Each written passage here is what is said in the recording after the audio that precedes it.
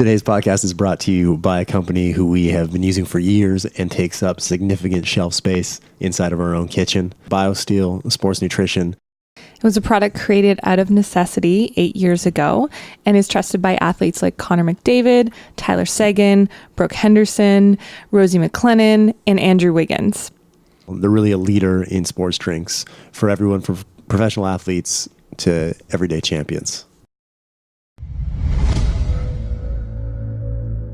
Understand something, guys. Nothing worth ever having in this world comes easy. Do what these champions doing if you're going to be a champion. You control your outcome. Who am I?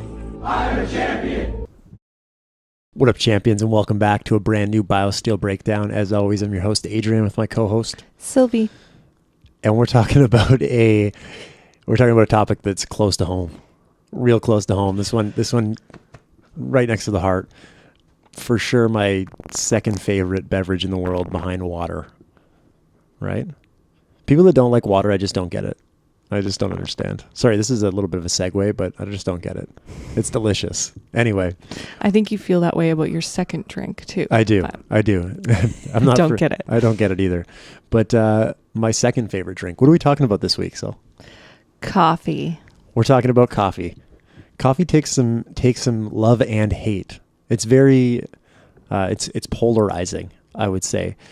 People in the health and wellness industry exist in one of two sides. Either they're all for it and consume it in excess, or they're very much against it and are just mixing ground up mushrooms into water instead of coffee, which we also do, but coffee alternatives. Some coffee alternatives, but or tea drinkers. Or they're tea drinkers. It's true. Mm-hmm.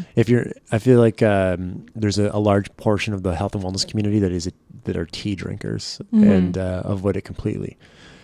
But let's get into it, I guess. Then, where do you want to start on coffee? Should we start with the positives? Okay, let's talk about the benefits first. Yes. So, and I'm sure most people have heard this before, but coffee is filled with antioxidants, and so antioxidants are, just to be broken down, they are nutrients that we take in from food that can help us reduce our oxidative stress. So essentially toxic load on our bodies that can have negative effects. So it can affect our aging, it can affect our energy levels, it can cause more inflammation. So antioxidants are recommended to be high in people's diet because they essentially fight this oxidative stress. So this toxic load that can have all these negative effects. So coffee is very high in polyphenols, which is again, part of an antioxidant, which provides us with a lot of benefits. And it's actually one of the top 5 substances in the world that provide us with the most of antioxidants in the world. Yeah. In one singular substance. Yeah, in one serving, in one cup of coffee. So there's obviously a huge wide range in terms of the quality, which we won't talk about as much in detail. But if you're getting a great fair trade organic coffee versus, I won't name any specifics, but a really high processed instant coffee, there's going to be a different antioxidant benefit comparing those two. So another thing is that it can increase circulation and help to protect the liver. And then a big one that I talk about a lot with my clientele is athletic performance. So there's been a lot of studies actually that have come out, one of them particularly in 2009 by Sports Medicine magazine, and where coffee was associated with increasing alertness and improved mental and physical performance overall in short term. So, and then also it's been linked to sort of affecting the afterburn as well. So continuing to burn calories, get the most out of your workouts afterwards. So that recovery period as well. So it's been associated with benefits with that as well. And then it's been highly, because of the antioxidant and polyphenol content, it's been associated with increased cognitive function too, so making us alert, sharp. It's actually even been used in Alzheimer's treatment as a natural treatment for that. So a ton of benefits. And then, obviously we have to look, there's always two sides to it. And coffee is a stimulant. So certainly. Yes. So we do have to consider that there can be some negative effects for people, and especially in excess with coffee. So the way, and I didn't really know this, we were talking about this today. Yeah. The way that caffeine works is it mirrors another neurotransmitter in your body called adenosine, and in your brain there's these receptor sites for adenosine, and so caffeine goes in and it occupies the adenosine. It's like in your condo building when you have your parking spots. Like a visitor car comes in and parks in your parking spot, so you can't park in your parking spot. So you can't go back upstairs to your condo because you have nowhere to park. So all these adenosine molecules or neurotransmitters, which are responsible for drowsiness and shutting us down and making us go to sleep, have nowhere to bind to. So they keep building up and building up and building up, and the caffeine prolongs the alertness or decreases the ability for our body to produce chemicals that would push us towards sleeping. The downside, melatonin, exactly. The downside of that, though, of course, is that if you do it for a prolonged period of time, there's this buildup of adenosine inside the body, and then you have this larger crash on the backside of caffeine consumption. So just, anyway, I didn't know that until recently. No, I didn't actually, when you broke it down like that, I wasn't At least actually, I never had described it that way, but I think that's an awesome explanation. And then it also will trigger a release of epinephrine, like a smaller release of epinephrine in the body, which is our fight or flight adrenaline, stress exactly. hormone. Yeah. So basically what we're saying is if you're ever going to get in a fight with a bear, it'd be best to have an espresso prior. Keep you alert and ready to go. You'll right? be ready for all the fights with bears. What other negative effects are there of consuming too much coffee? Yeah, so like you were just talking about, because it's a stimulant and it's highly related with our stress hormones as well. It's a hell of a drug. It's a hell of a drug. It can cause burnout of our adrenal glands. So our adrenal glands are what controls our stress hormones. So it can cause, if we're constantly looking for these uppers and relying on it, we can become resistant to our adrenal system working properly for us. So being able to sort of balance stress and it can have a negative effect. Like we can't even produce like that upper anymore with coffee if we have too much of it. So our bodies just become immune to it. It can, lead to headaches, irritability. If you have like hormonal issues like thyroid, you specifically can use this as an example. If your heart rate, hyperthyroidism, if your heart rate's already elevated, having caffeine can sometimes make you more anxious and make certain symptoms worse for those particular systems. And then, it has, like we just talked about, caffeine has the ability to disrupt hormonal and neurotransmitter function. Right. And plus digestively.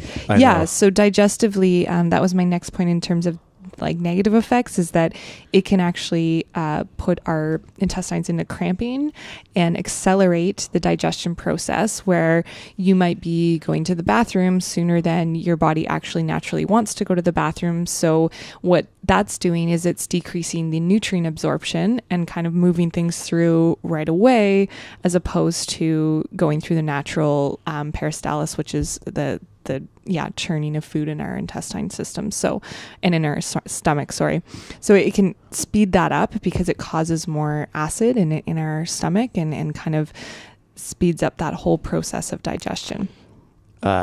You don't want to be relying on coffee for bowel movements. You don't want to be relying. That's a big misconception. People say, "Oh, it's great. Like, the coffee gets things going, gets it moving, gets it moving." So it's really important to consider that your body should be naturally going to the bathroom without the assistance of caffeine. Right. And then the last negative of coffee is it is an addiction, because it's a stimulant and it's giving you a specific alertness and stimulating your whole body. It can cause you to want to have a lot of it. And what this can do, and I've been there, you've been there, when we notice that coffee is not serving us in a positive way.